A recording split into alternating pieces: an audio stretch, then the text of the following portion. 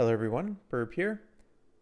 Nishino Flower is being released tomorrow. As always, I like to go and compile everything I can about the new characters coming out. So I'll talk about the banner, I'll talk about the character. Let's talk about Nishino Flower. For the banner, if you are an Oshi player and you need any validation from me, this is the meta parent. You have great value by pulling this character in the sprint and mile distances for multiple roles. This was originally intended to be the pace chaser role, but as we're seeing with lobby compositions, you're going to probably stretch it into late surger and possibly front runner depending on which composition that you are building. So great meta implications on the shorter tracks. Has a lot of use on your parent, so certainly pull for this character if you enjoy it. Is she a must pull? She is not a must pull, as with most characters in this game.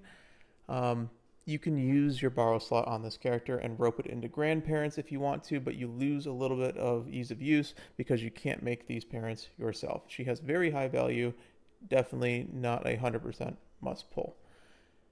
Aptitudes, short and mile track runner. That's the thing to really get down. She has an acceleration ultimate, which means if you are forcing her into the medium position, or you're at least melding her into the medium position, because you can get from E to A, her ultimate pretty much doesn't work. So you're running a character without an ultimate. This is very similar to things like El Condor Pasa Fantasy, where the pure acceleration ultimate works really good on the tracks that it works, and it doesn't work at all on the tracks that it doesn't.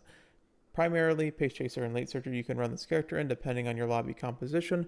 That's really going to be what you're going to be wanting to do because it's position based. So whatever you think your lobby composition is going to be, you're going to stretch to either Pace Chaser or Late Surger. Turf Track Runner, the notable thing is you can force this character into dirt from F to B and get a spark because all the dirt tracks are also mile tracks in Champions Meeting, at least to my knowledge in the coming future.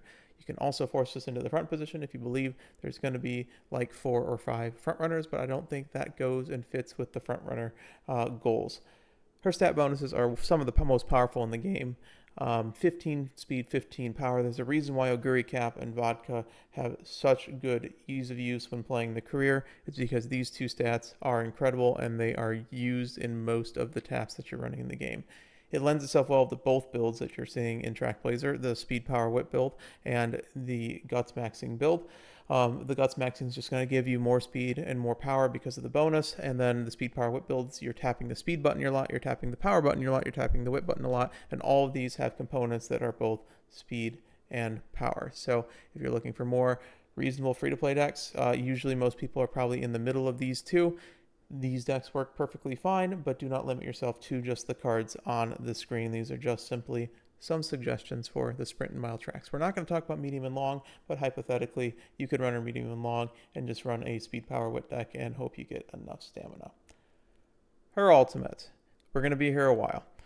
Budding Blossom. If the user engaged in a challenge on a mid-race corner, increase acceleration when well positioned late race at least halfway through the final corner. This is actually a really good description of what is happening. The problem is, there's a lot of conditions to go over. If you do complete this, you get some acceleration at the end that we'll talk about. So let's break this ultimate down. Precondition means that you need to satisfy this in order for the actual condition to occur. So the precondition is anywhere in phase 1, which is the mid-race, on a corner, so it clips off this part of the mid-race on the mile tracks. You need to do block side continue time. If you don't know about block side continue time, it is probably the most finicky condition in the game besides maybe the unruffled one. And as a ticket player, I know this very well. This just decides not to proc sometime, and that's something you have to get used to. Hypothetically, how it works, and it does work like this. When you're in the race, you have a bunch of lanes. It visually looks like they're running next to each other, but really they're locked on a bunch of rails. If you are in side rails, we're going to make them straight just for simplicity reasons. If you are in a lane, you have 2 lanes, one on the left and one on the right. If there is a situation where you want to move left or right, normally your UMA can just decide to swap lanes when it wants to. Usually there's code behind it to when they decide to do that, but you can usually swap lanes as much as you can. If there's a horse anywhere close to it in which you would cut them off, it prevents you from changing lanes. And if you're in this condition, you don't necessarily have to want to change lanes, but if you're in the condition where you can't change lanes, a 2-second timer starts. Once that 2-second timer has elapsed, it sets this flag to high and this condition actually occurs. Okay? The problem with this is twofold. First of all, it's not the most reliable timer in the world. I've seen on Ticket where I've been next to somebody for multiple seconds and it's just decided not to proc. The main reason also that this is very finicky is that if you're 2 lanes away, you're not actually in this condition, even though visually it may look like you are pretty close. The good news is that this is in the mid-race and not the late race, which means that as you're going along in the mid-race, if you're not on the final corner or later, a lot of times if you're passing somebody, you usually will proc this condition. The problem with it is sometimes if you're fast enough, that 2-second timer does not elapse itself. So block side continue time is very, very finicky. The final thing is that there are situations where you cannot go and change lanes, and I've seen this happen on Takezo.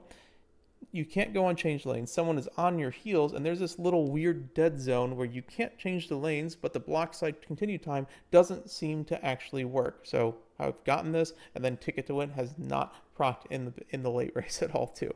So this block side continue time, it's sort of a gamble whether it's going to proc or not. However, because it is in the mid race, and because it is in a corner mid race that includes a corner that is not the final corner, it should be a lot more reliable than ultimates like Winning Ticket and Gold City, where you have to get them on the final corner or later because the Umas decide to fan themselves out a little more, and so you have this condition happen a lot more.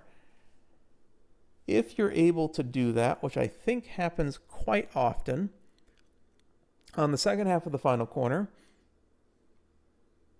in the in the late race itself, or past the final corner in the late race itself, combined, you will proc this ultimate. Sorry, that was a little complicated. Basically, all this is saying is that on mile and sprint tracks, it's a very complicated way of saying miles and sprint tracks, you have a perfect proc acceleration that can proc anytime from perfect proc to the end of the race, determining if you're in the position 3rd through 4th. This is a first instance non-snapshotting ultimate, meaning that the first time that you satisfy 3rd to 4th, the trigger will occur. So if you're in 3rd place to 4th place, you will proc it at any point in the late race on mile and sprint tracks. And that's really the roundabout way of what I've been trying to say. If you do this, you get 0.4 accelerations for 4 seconds, which is ridiculous. Now, you won't really need all 4 seconds of it, but 0.4 acceleration is basically a no stopping me proc, which is insane on miles and sprints because NSM doesn't really work. It's a gold acceleration skill that is guaranteed 0.4. This is very similar to Taiki Shuttle. A lot of people say it's Taiki Shuttle with extra steps, but what you're doing is the block side continue time is very finicky. You're trading that off with the fact that this can proc late and is guaranteed to proc in the late race, where Taiki Shuttle has to proc on the final corner and doesn't proc after the final corner on the straight. So you can just lose Taiki ult completely. Hypothetically, you can have this proc both late and also not proc early on certain tracks, but you have to block side continue time. The big thing is that this is inheritable. You don't really care too much about the duration. The duration is just long enough for these miles and sprint tracks.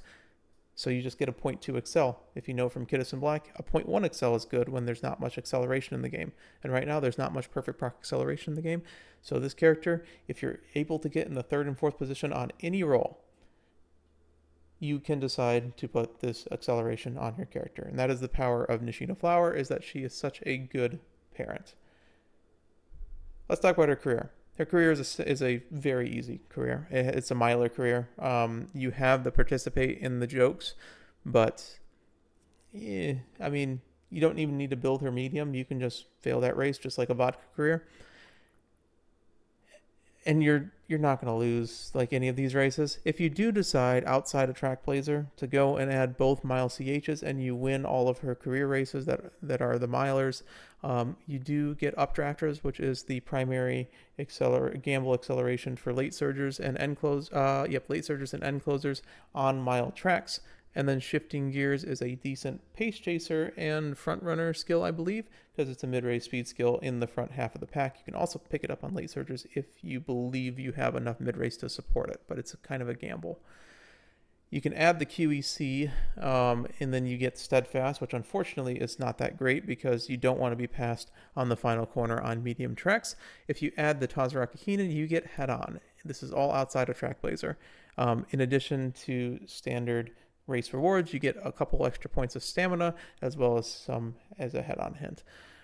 This is the senior year Tazaraki Hina in particular. Other than that, she has some pretty cool costume and character events. Her costume event is Charming, which is the most powerful one except for Fast Learner.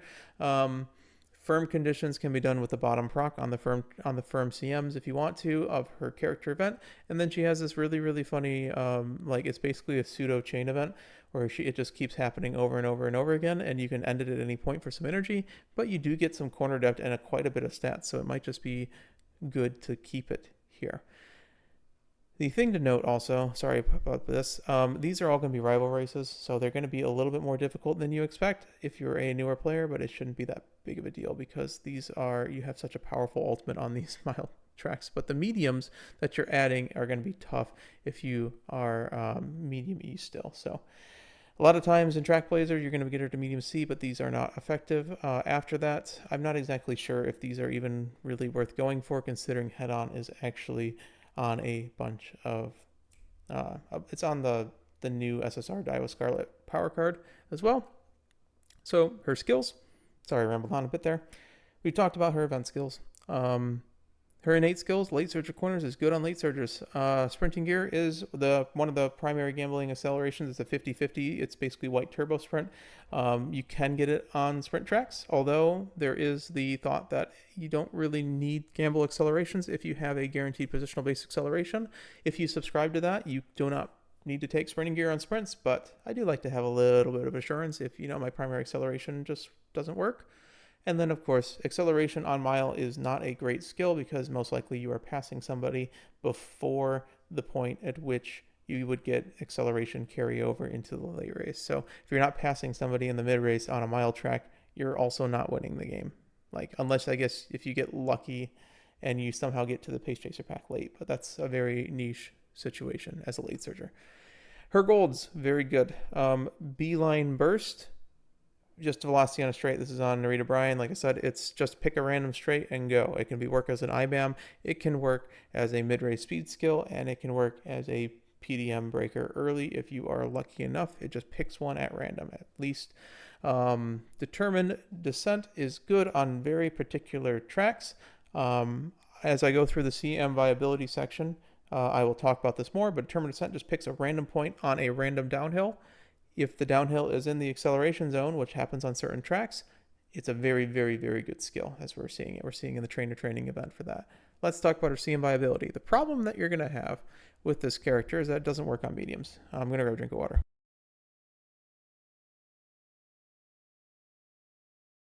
So, unfortunately on mediums, the second half of the final corner is too far away from the spurt. So you will be at max speed probably around this final corner a bit, maybe a little bit later because, people do Maro Zenski ult on these sometimes.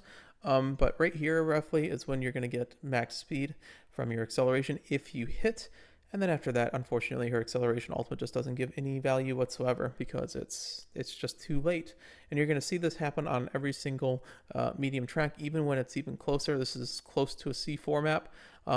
It's just a little bit too late. You get tiny bit of value if you don't hit your primary excel, but it's just honestly not worth it really to go and inherit this on any character on the mediums and the long tracks in particular. However, when we get to the mile tracks like CM14 Gemini Cup, what you're going to find is it's a perfect proc excel, and that's very powerful. So CM14, no downhills that are in a valid position, but you have Gemini Cup is a perfect proc acceleration. We move all the way to CM16, and we find, again, no downhills, but it is a perfect proc acceleration. That late race condition is what sets her above Taiki Shuttle in some of these maps because it will not proc slightly early. It will proc at perfect timing no matter what you do if you are in position, okay? The Libra 2 cup is one that is quite interesting because not only do you have a perfect proc acceleration, you may want to actually run this character as herself because Determined Descent is also on this map because it is a downhill. So if you want to gamble a secondary acceleration for that massive 0.8 acceleration, you can go and do that on this character. So Libra Cup Repeat is going to be a very powerful Nishino flower map itself. And then we move on to the Capricorn Cup, and this is where, like, honestly, like, this is the Nishino flower inherit only map, really. I think there may be stuff later on that happens. This is probably close to second anniversary, so we may have the second anniversary changes. But Taiki Shuttle Alt's going to proc right here. It's going to be way too early on inherit, but Nishino flower, because of the late race condition and the fact it can proc in the straight, means that she is the primary acceleration for people in third and fourth position. And that's the big thing, is that she can be a parent on any what's it called? Any style, any race style, not just pace chasers. It's just you have to build to get third and fourth position. So you can build this on late surges if you want an overshoot excel, and you can build this on front runners, but it's an undershoot excel in that case, so it's not the greatest. But pace chasers are good. And these affinities are also why she's such a good parent, because her top affinity is with a lot of characters, because she's a mile racer, that don't normally have good affinities with people, like Taiki Shuttle, who doesn't have good affinities with most of the cast because she is mainly a mile track runner. You have a whopping 33. Of course, she's very good with Mahona Bourbon, and Daiwa Scarlet Mahona Bourbon being her roommate in the anime itself. And then after that, you still have a ton of characters that are above 25. You have Marazensky, Fuji, Kiseki, Curran, Chan, Gold City, Agnes Digital, and Sakura Bakashino, and many more that I did not even list, and a lot of them that are going to be releasing in the future. Okay, just a fun fact, she's also the only horse to ever beat Sakura Bakashino on a sprint track. So that's a little fun fact that I saw while I was researching this video. So this character has incredible affinities, pretty much has sprint and mile aptitudes, which means A's, which means that you have like a 50-50 of getting a good pink spark from it, and it's just a very powerful parent on sprint and mile. In conclusion, she's an all-rounder, miler, and sprinter. There's going to be tracks where you kind of want to run her as herself, specifically that one with Determined Descent is viable. Otherwise, there are tracks where she is the only acceleration that is released currently that are good, but she's not a must pull because you can always just use one of your 5 borrows. They increase the borrows early. You can use this as the one that you skip if you do not enjoy this character that much, or you do not enjoy the third to fourth position a lot. So it's up to you if you want the ease of use of putting this into your own parents, or if you're just going to grab this from grandparents. I'll leave you with this. What does Mahona Bourbon ask for when she's making her cookies? Nishino flower.